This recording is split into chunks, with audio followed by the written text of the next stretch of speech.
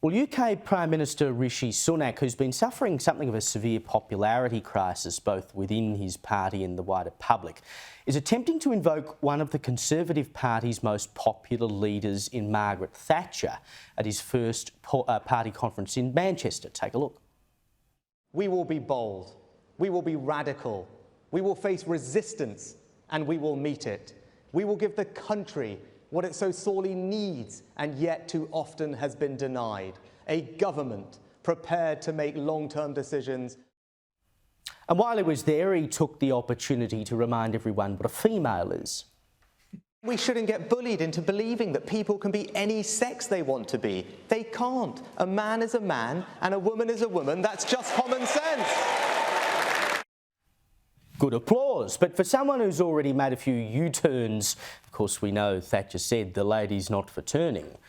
In his short tenure as leader, you know, the net zero decision, that was a major one, scrapping of major high-speed rail network. I mean, can he ever truly be as strong as the Iron Lady?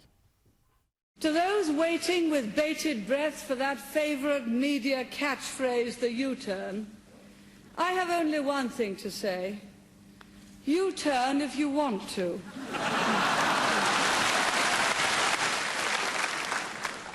The lady's not for turning.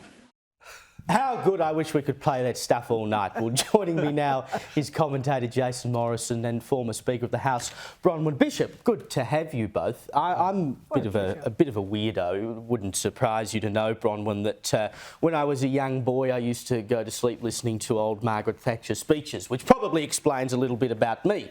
But for they were Rishi, worth listening to.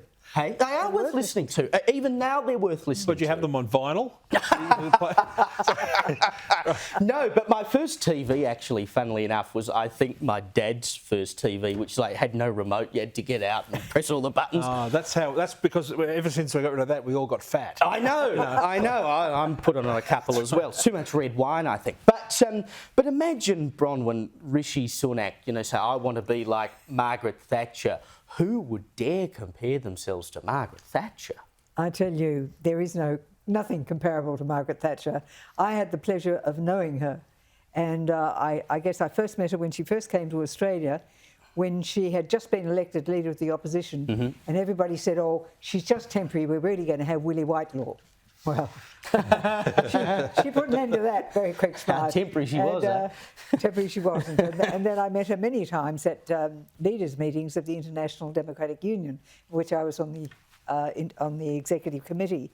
And she was just stunning to be with. I can remember at a meeting in Japan, in Tokyo, chaired by the then Prime Minister of Japan. And she was there, and as she spoke, I delivered a paper. She paid attention to everything and then made sensible comments. Or I remember she came into the party room when she visited Australia and said, I presume you wish to win. There was this dead silence. And she simply stood up and said further, I said, I presume you wish to win. Then she got a reaction. We've not seen another Polly like Margaret Thatcher, have we? No.